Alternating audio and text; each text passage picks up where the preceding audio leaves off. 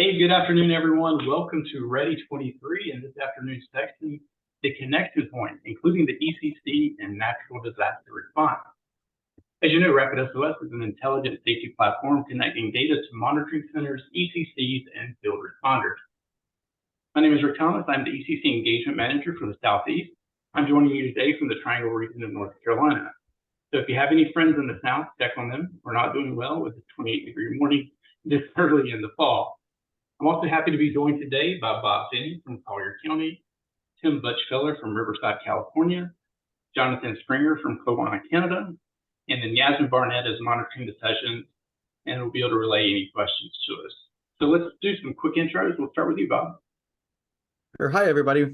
Good afternoon, at least in this part of the world. My name is Bob Finney. I'm the Director for Communications Technology at the Collier County Sheriff's Office, which is a medium-sized agency in Naples, Florida. Our jurisdiction covers towns like Naples, Marco Island, the Everglades, just on the west side of Florida from Miami. I actually started in 911 in the Pacific Northwest in a small agency, so a lot of experience from small and medium agencies, and really look forward to having this discussion today. Thank you, Bob. Tim? Good morning, all. Tim Butchfeller, Riverside Sheriff's Department.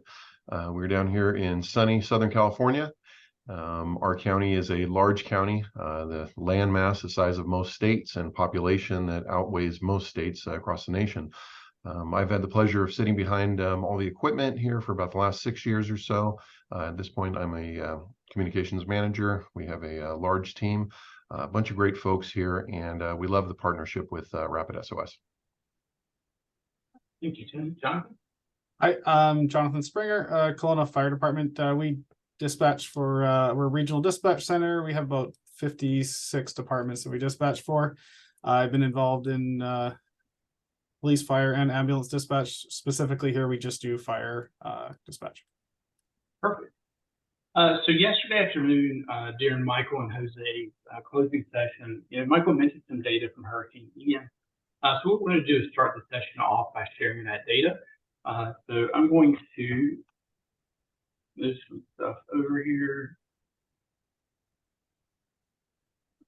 Go through this slide here. So Bob, can you share with the audience how Collier County utilized this data after the storm and any lessons learned from the data for future hurricanes?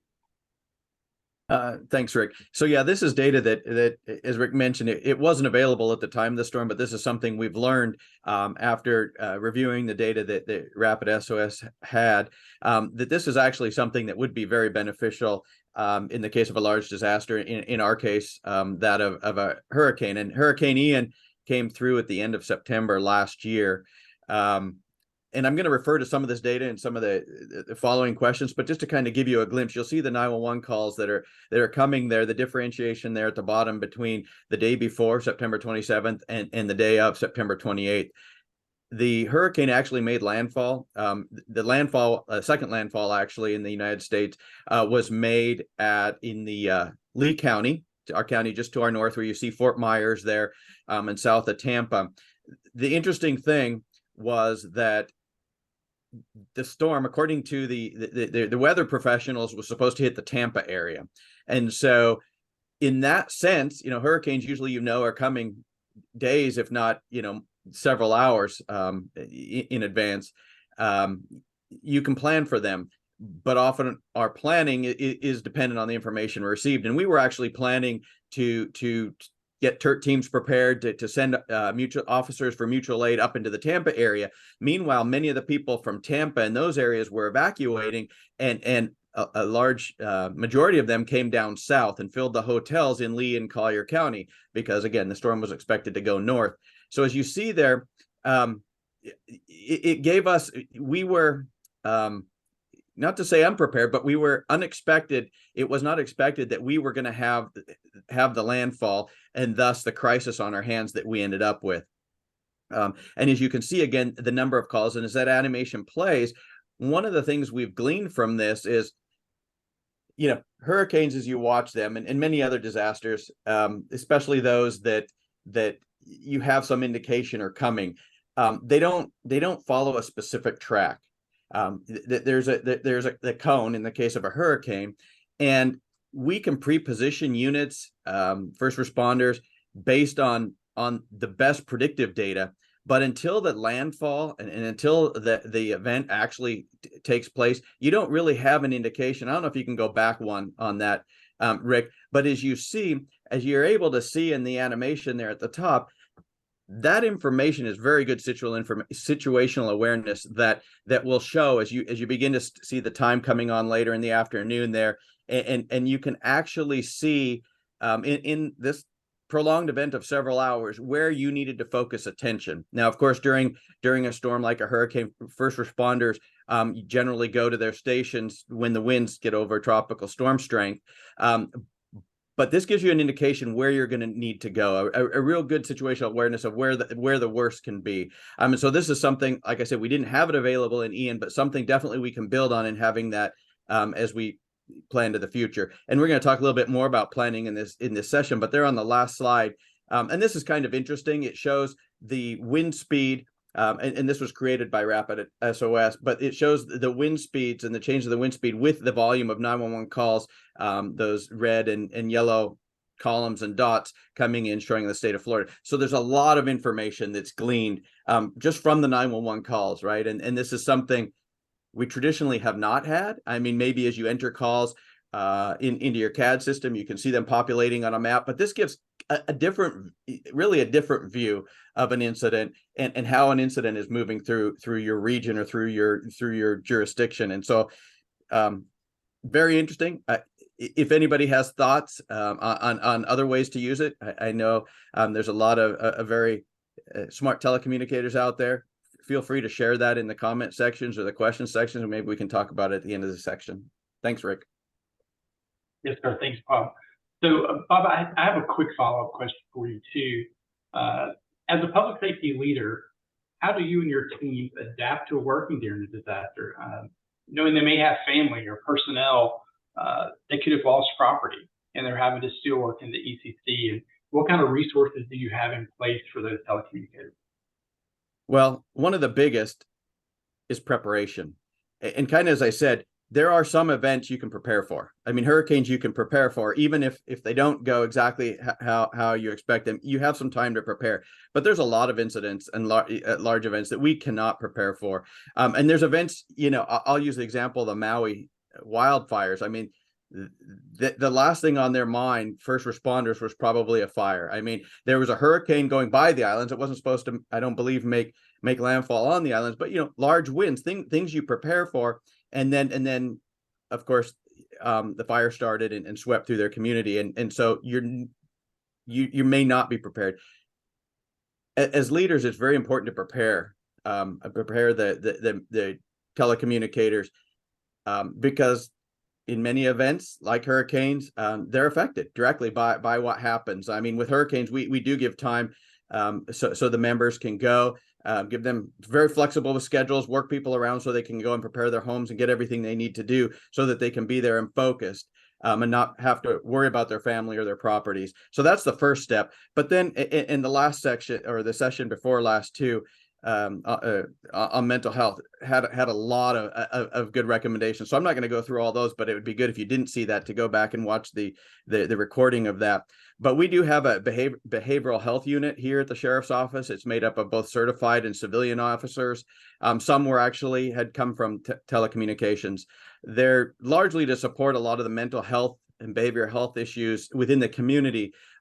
But we also work with them at the ECC so that they are aware of what's going on. When we have an incident that affects, and it doesn't have to be a large incident, a smaller incident that can affect the mental health of someone, we definitely bring them in and have them engaged. That's just something a manager or director has to do, has to be aware of what to the degree that they can of what's going on with their telecommunicators. We also, the counties had CISM training and programs, and we encourage those who have an interest in that within the ECC to become part of that, to go through training classes, certifications where applicable, and then they can be a resource within the ECC as well. So I know that after all this, Collier County decided to move forward with RapidSOS Premium.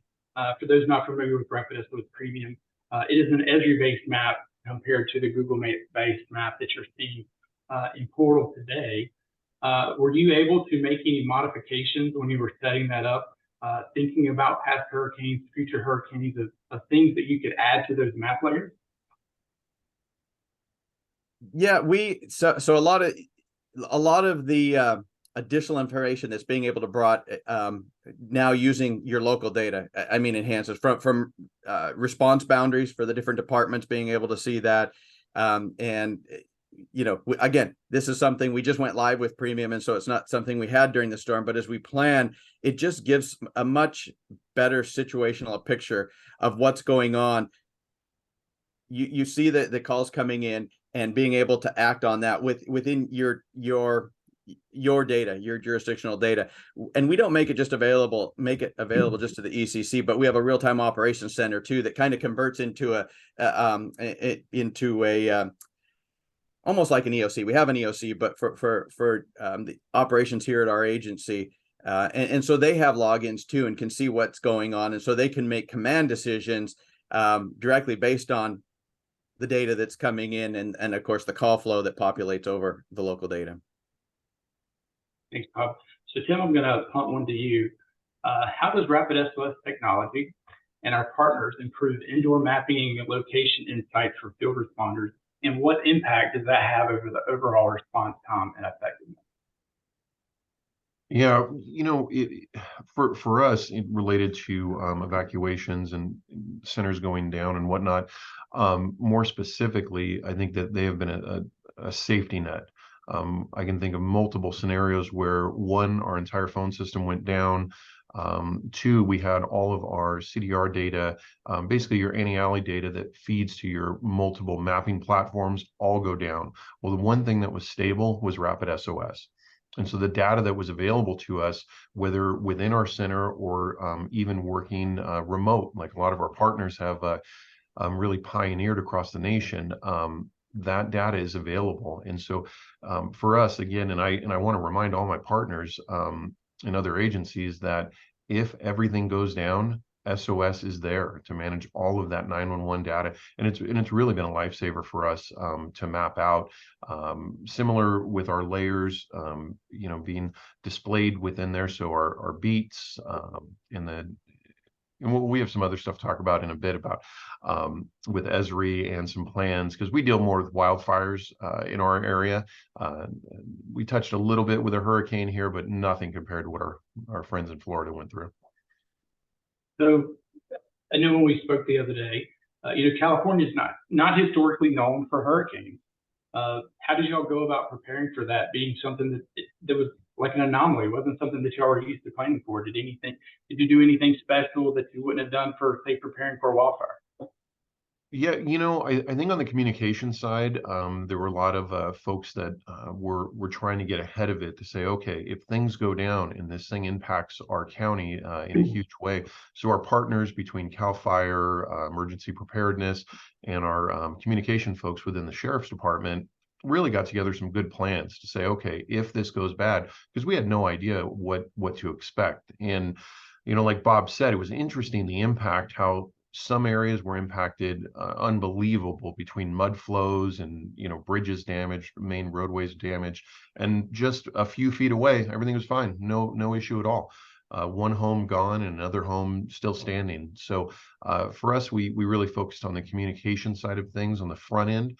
But then once it started rolling out, we saw the impact shutting down a lot of our partner agencies and their 911 calls. And again, once we saw that those calls in some cases were routed to highway patrol, they're kind of our default in Southern California, and some weren't, but they all were being captured on that RapidSOS platform. So Jonathan, I'm going to hump a question to you real quick. And so there's some questions in the comments, and I know you living in British Columbia, not only do you have fires, but you also have large snowstorms, I assume.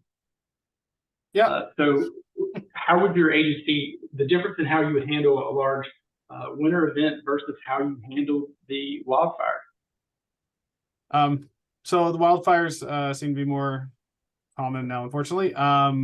We just kind of, they come on a little bit slower. Usually you start slower, and then we can prepare a little bit ahead of time. We pre-plan everything and kind of do our best to anticipate high risk locations. With the windstorms and the snowstorms, a lot of times we get very large events, or sorry, lots of small events would be the best way to describe it. Heavy snowfall, lots of trees, power lines down. We're basically just going to have to call in as many, react as quickly as we can and bring in as much resources as we can. RapidSOS would just be beneficial to picking up everything as the lines go down, and we can sort of and see the larger areas as it moves through the area, sort of which area is getting picked off. Awesome. I got one more question for you. Do you want to share a notable success story that you had this summer and highlight the tangible benefits of integrating RapidSOS technology into your ECC? I can share one that I recently just spoke with somebody about. So we had a tree fall on somebody, and they're having a challenging time getting it. The department actually uses I'm Responding, which has an integration with RapidSOS. So it did help to pinpoint the caller or where the patient was, cutting down on the response time. So very beneficial in that aspect. And Bob, I'll go back to you. Can you share any insights on how ECC can prepare for future technological advancements, ensuring they remain adaptable and effective in every evolving disaster landscape? Sure. One of the things, when I think any of us in an ECC are looking at new technology in procedures is how does it fit into our existing workflow? And for so many years, all we had was the caller, and that was it.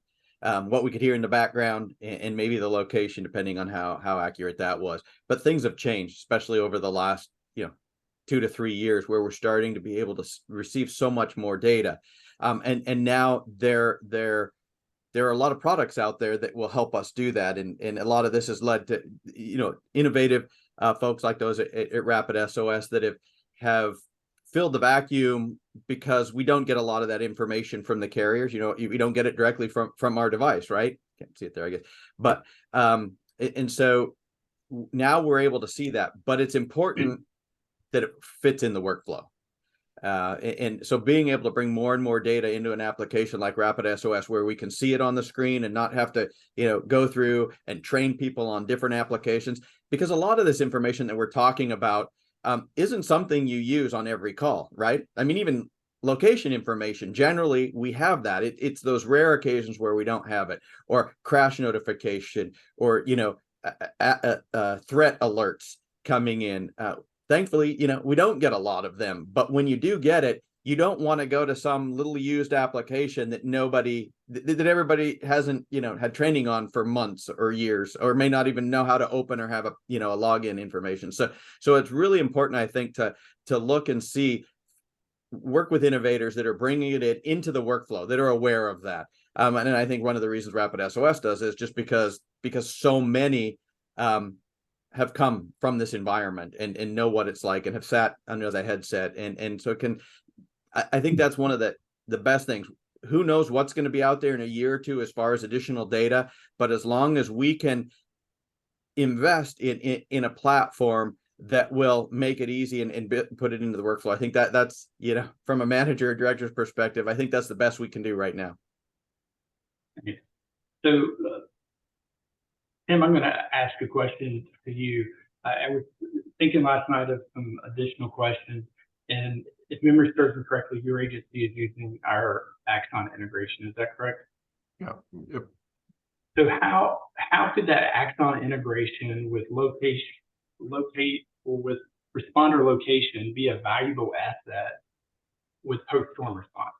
Because today officers have NDCs in the car. Where they're at when they're inside of the car. But say they're going out and doing triage and doing assessments of areas. How valuable would that Axon responder location be for y'all in the ECC? Yeah, it's very helpful, whether you're a small, mid, or large agency. For us, we'll utilize it if we simply can't locate someone, or if they're not answering up on the radio. We're able to pinpoint their location, and it's nice to have layers in there, because we traditionally, we lean to AVL, and like you said, AVL has its limitations, and so it's really nice that it's a device they're wearing, that's very specific to where they're at. And again, being a large county, it's interesting that, as you look across, just all the different units rolling around the county, and you can see them, see exactly where they're at. So it's been a great tool, and I really look forward to seeing it develop more and more in a bigger rollout. Jonathan, with your agency being an IM responding agency, how can that location data that you're seeing from your fire personnel, your EMS personnel, be of value during a wildfire situation or a snowstorm when that officer or that firefighter or paramedic is outside of their vehicle? It's actually quite critical. A lot of our departments are quite small, very small budgets.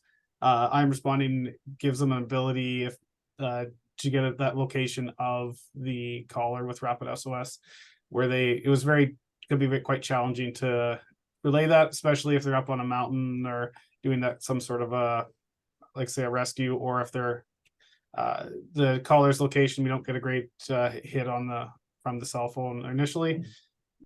That RapidSOS data is a lot easier to give it to them. They can look at it right in the app, and the I'm responding.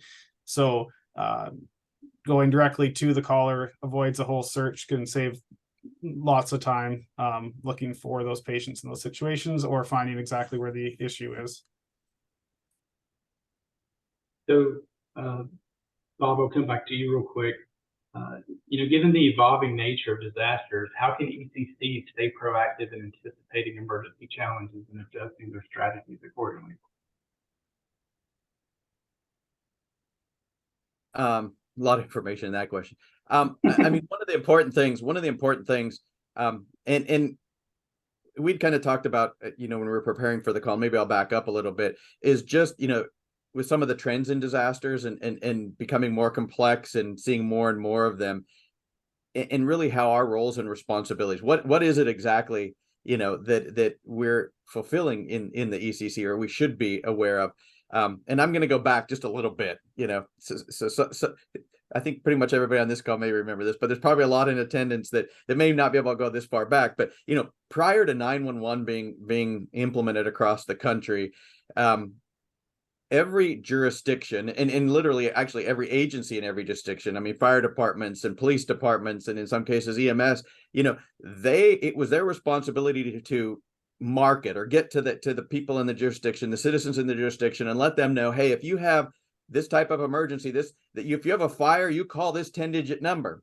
And they'd hand out magnets, they'd put it in the front of the yellow pages and white pages, for those of you who know what that is. And I mean, everybody marketed in their jurisdiction to varying degrees how to get a hold of responders for whatever the emergency. Then with the advent of 911 and during the 70s and 80s, all that marketing became a national thing. Hey, call 911 for basically any emergency you have, you call 911. I mean, that's the bucket. And so it went from really the citizen trying to determine doing a little bit of the, what's the problem I have, who do I need to call, to, hey, whatever problem I have, I call this number and they're going to fix it.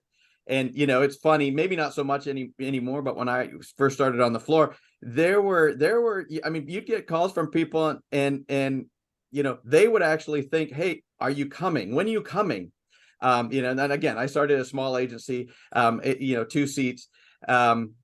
And I even hear, friends or neighbors may say, hey, 911 came out to my neighbor's house the other day. Well, 911's not coming out to your neighbor's house, but, we are the first responders, but we have to realize that the evolution of what's happened over the last few decades, and especially now, has changed. And a lot of it's by what we see on TV and some of the shows. We're the ones that are getting a lot of that information. We're the ones, as the 911 professionals, that are determining what's the best way to respond. So, as you say, how, with the evolving nature of disasters, you said, how can we be proactive? Well, first of all, is understanding the perception, and I think most of us do, but just remembering what the perception is of the public. Hey, if I have a problem, I call 911. Now, a lot of us do marketing to say, hey, if it's an animal complaint, let's do this, or let's try and offload some of the 911. But, that's an ongoing public education, and again, depends on the jurisdiction. But I think it's incumbent upon us, and we do it through events like this, is working together with our partners, with a lot of the innovative vendor partners that are out there as well, who are willing to listen to feedback, but getting together, and whether it's an association conference, and now with virtual, it allows more that maybe don't have as many resources to be able to get together. We're all busy, and more some that are aspiring to progress, to different positions within the ECC.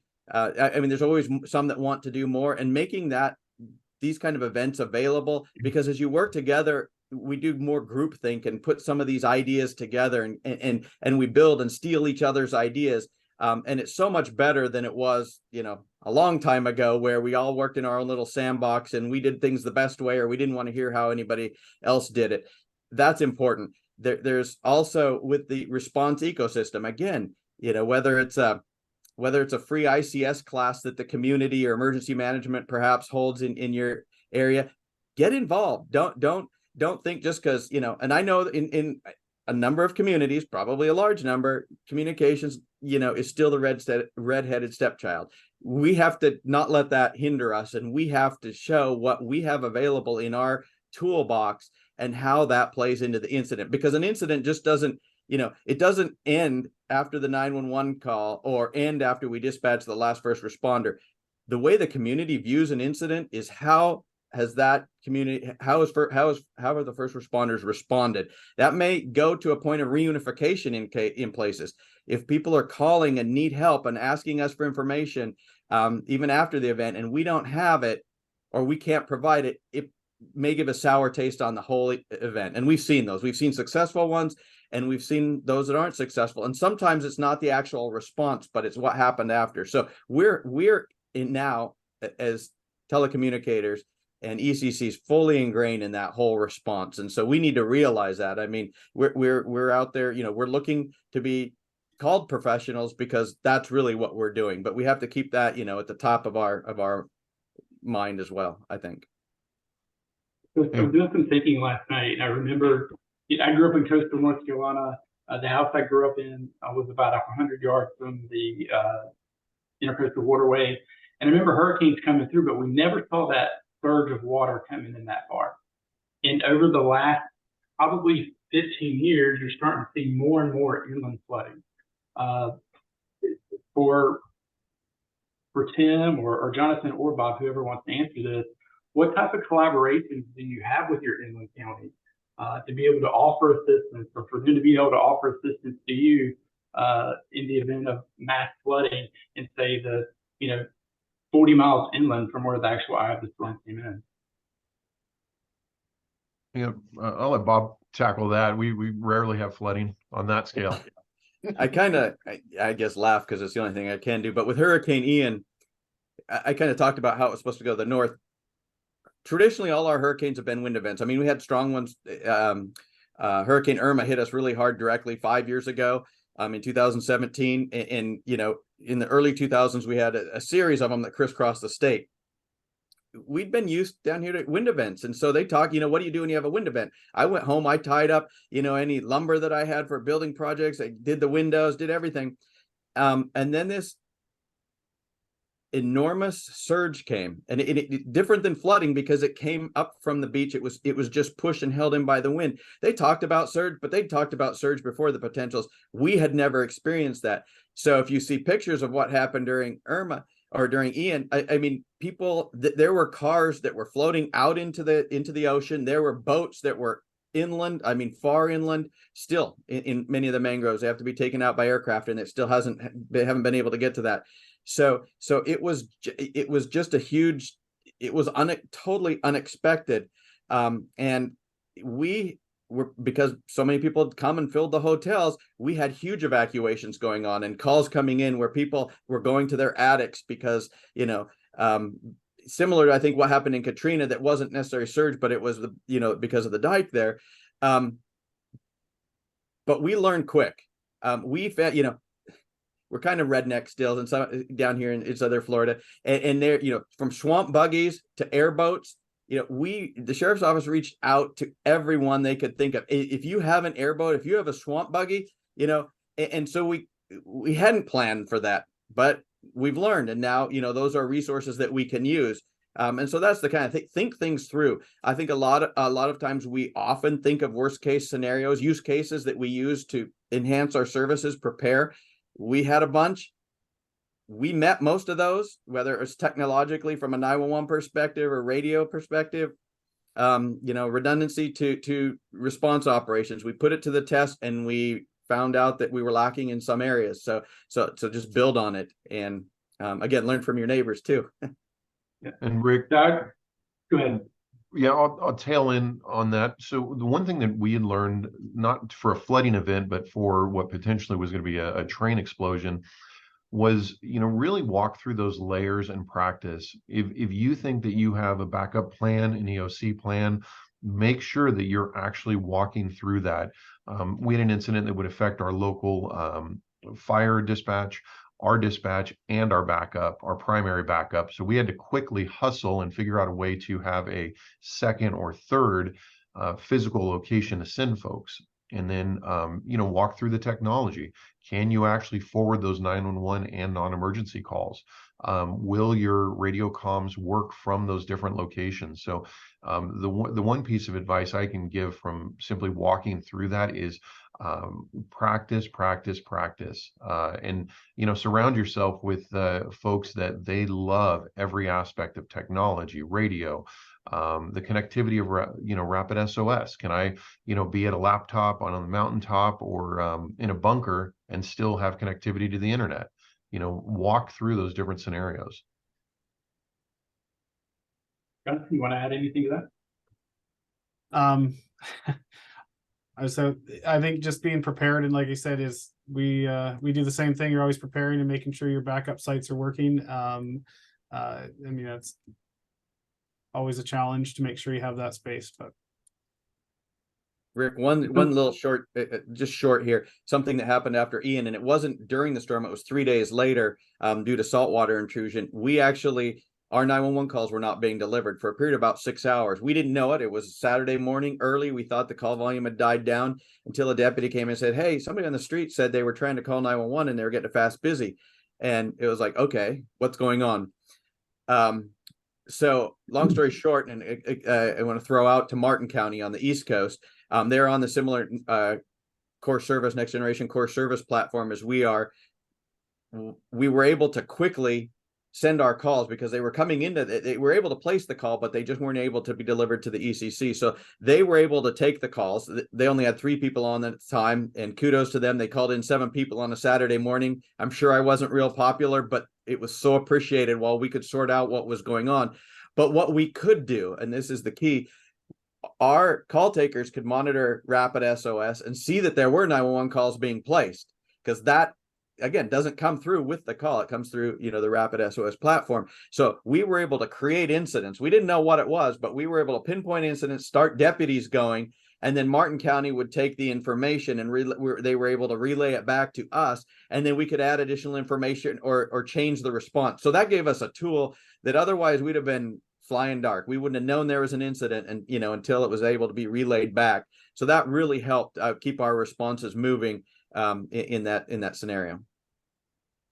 Something I'll add real quick. I don't know if people in the audience know this, but we do have the ability to create tactical boundaries. So say in the event that Bob was to have another storm and Martin County is going to be his failover, we can create a tactical boundary so Martin County could see the call coming in from Collier County. We just need some head up time to work with our partners to make that happen. So if you're ever in a situation and you have a storm and you need to set up some tactical boundaries, just reach out to your ECC engagement manager directly, or EEM@rapidsos.com. We can start that process for you. So Jonathan, I'm going to ask you one more question.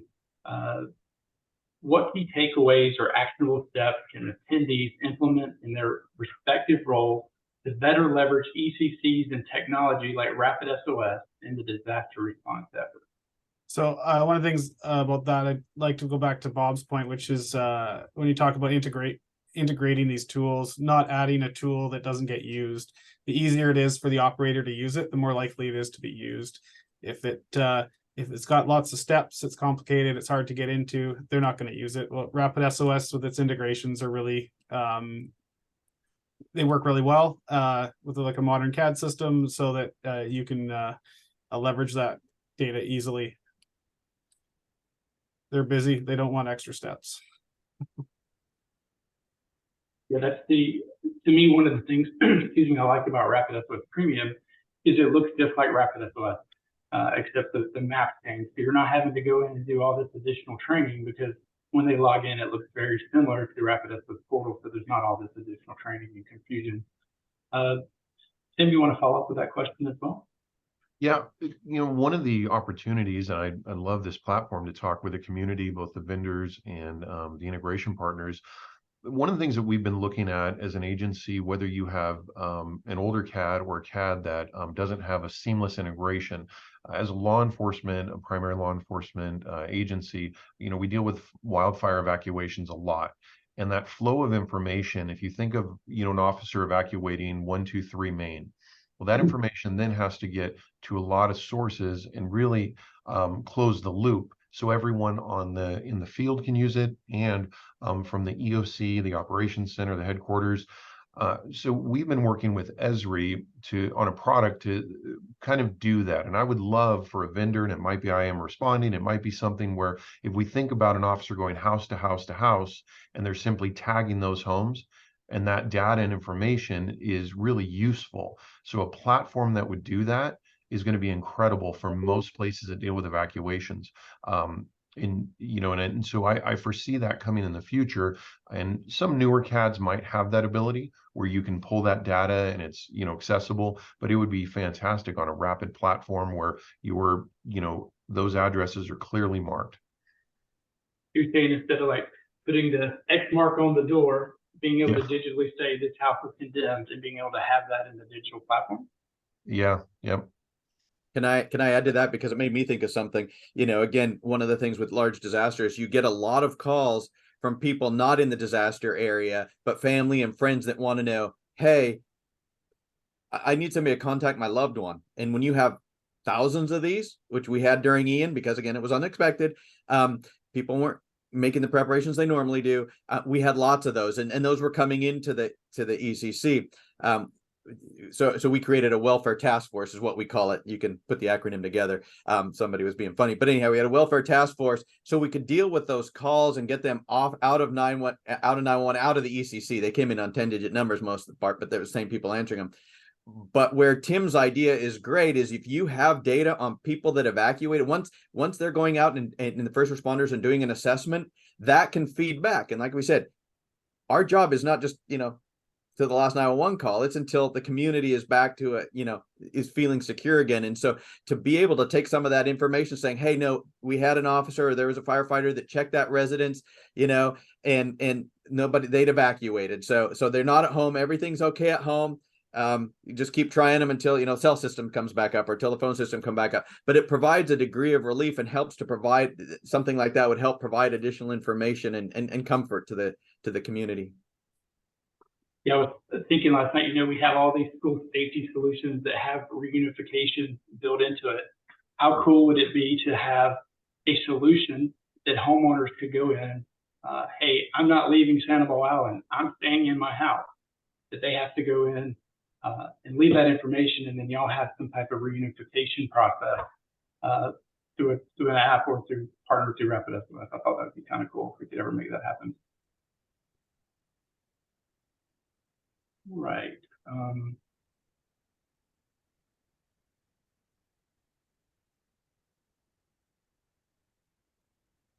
The last question we'll ask, and because we're starting to wrap up here, I'm going to give this one to Tim.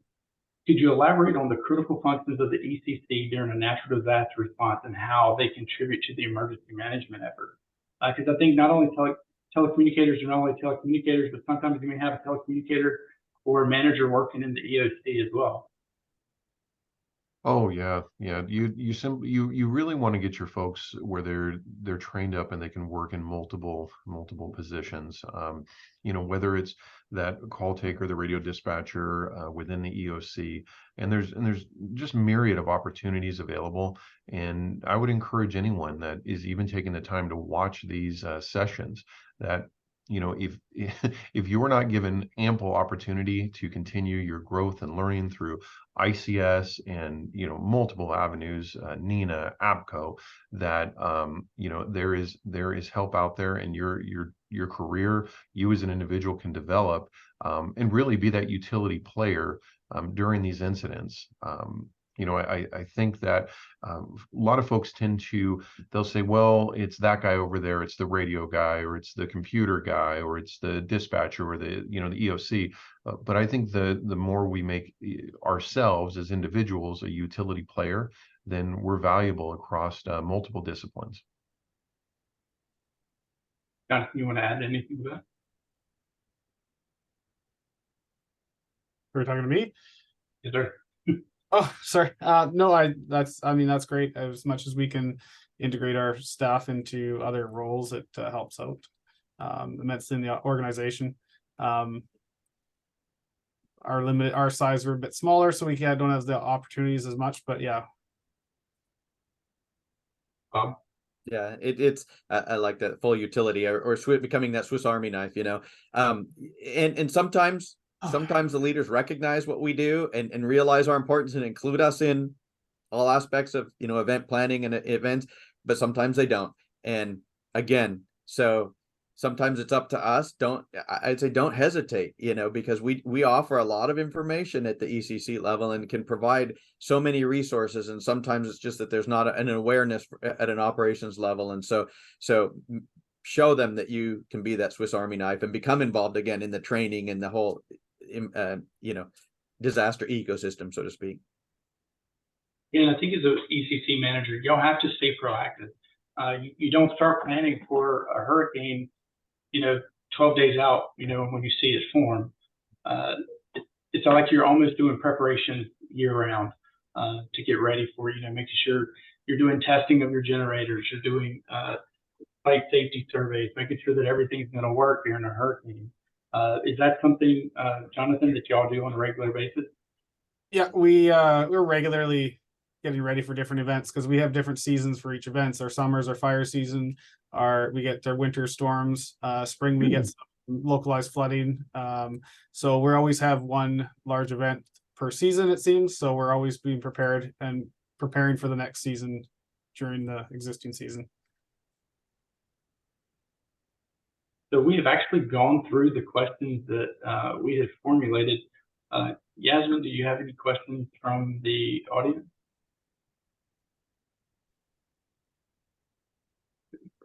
No questions. All right. Rick, if there's still a couple minutes, there was a question that I didn't respond on if you can believe that I mentioned in some of the functionality that has we've been able to implement thanks to RapidSOS and similar technologies, and it is to do back to the initial how RapidSOS started was on location. We're on the Gulf of Mexico, and oftentimes, people are down here all year round out in boats and having lots of fun and tend to get in, having emergencies. And one of the things we've been able to implement along with Lee County, and actually Lee County started it to the north up in the Fort Myers area, so I have to give them credit, but we've come up with Marine Emergency Response Teams. They're MERT teams, and it's made up of multidiscipline that would respond, to an incident. And we have incidents literally daily, more than one a day that we're responding to. And now that we're able to obtain good location, a good location. Previously, it was, somebody calls in from Marco Island and says, "Hey, I see a flare, or I see something going off," and the way we would locate that is say, "Okay, this is the address," and they saw it about 2 miles out, and so first responders have to kind of figure out where that is, and or even people calling in, they'd say, "Hey," and they're out in a boat, refer to something that they can see or a landmark that we may or may not have in our CAD system to validate an address to that. But now what we've been able to do, since we can pinpoint a location, is we've created grids out in the water kind of like a battleship grid. And so now that we can locate that, we can validate to that grid, and then responder has, you know, an application on their cell phone with those grids, and then they can go directly to that. So that's one of the things that's been successful. And the other one is on land, and using partners like CRG, and they did some presentations. But with indoor mapping is now that we can, and this is something I think, especially as we move to next generation 911, that's important to any ECC that's not yet doing it. Traditionally, we've validated address based on an address point. So if I've got a school with 5 buildings and it's 2925 Titan Way, that pin is generally the administration building or whatever our GIS office, you know, department has put that pin, and there may be several entrances to that facility. But the address that was validated in CAD, you know, is that one building, and it may not be the right building.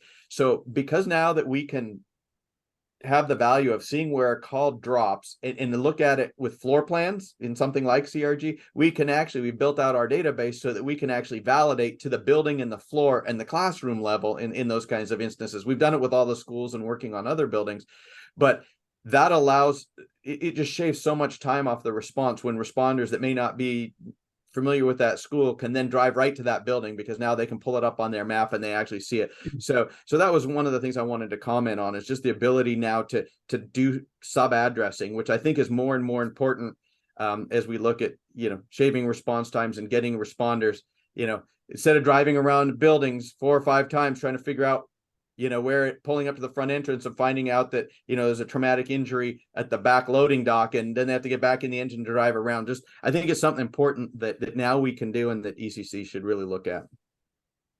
Yeah, Bob had reminded me what we've seen some of our partners do, both on the fire and police side, is they've given their folks in the field login access. So for those agencies that don't have, you know, I Am Responding or some of these other integrations with a app-based platform, the RapidSOS portal, it can go beyond just the dispatch center. So your responders in the field can key into that. We've had a few success stories hearing from our partner agencies where they, you know, it's one thing to get the information relayed, but for them to look at it in real time on the map on their phone has also been a success. So it's kind of, you know, there's a lot of folks thinking outside of the box, even with these platforms.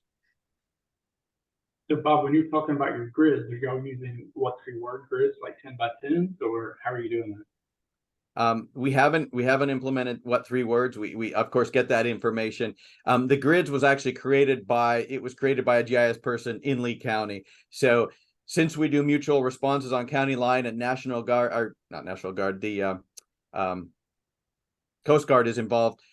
We didn't want to come up with another system, so we just went with what they had and built that down. But you could very easily, if you don't have a program in place, use something like what 3 words, because then you have that app. But only for the reason that we were just kind of following suit and building out what was done and known. We went with I would call it a proprietary grid system that they developed down here.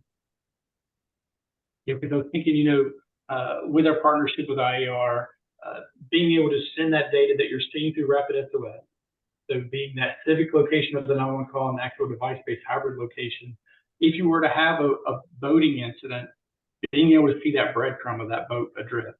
So giving those first responders that exact location so they know what marina they need to go into to go and locate that person, instead of having to depend on the telecommunicator saying, oh, now he's drifting south, now he's drifting southwest. They're seeing it right there on their screen. And I guess I failed to mention that MERT grid was, when we moved to RapidSOS Premium, that was one of the base maps we were able to put in, so that now that grid, you can turn that on and off and see that right there in RapidSOS.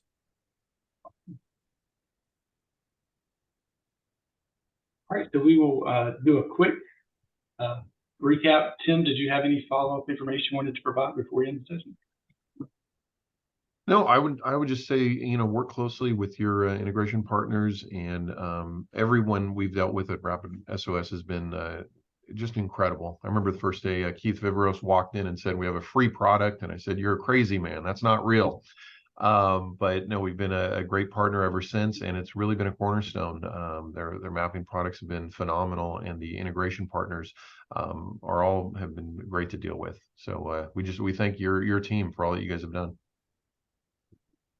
Yeah, we're pretty new with it as our agency here, and we're just learning with it, and it seems to be a great product, and like we're looking for a new CAD system right now. I'm looking forward to integrating it with whatever we do to get more use out of it. I probably talked enough, but I'll just say no. Thank all the telecommunicators for what they do. Keep the community safe. And like I said, I came from a small agency where there weren't a lot of resources, and wasn't appreciated like the agency I'm at now, so to speak. And I know there's a lot of others out there. And don't feel bad. Just do what reach out. Realize that you can be that Swiss Army knife. You can gain a lot of expertise and new ideas from things like this and working with other people, but don't be shy, and just thanks for regardless of the conditions, thanks for keeping us all safe. Yeah, and I'll close it. If anyone comes up with any questions post-session, you're eating at dinner tonight, like, dang, I should ask that question. Feel free to shoot me an email. It's first initial, last name through our comments at RapidSOS.com. And then you can also look for me on LinkedIn and connect, and I'll be happy to answer any questions. But panel, I greatly appreciate y'all. Appreciate all the attendees for listening in today. I hope you learned something, and enjoy the rest of Ready23.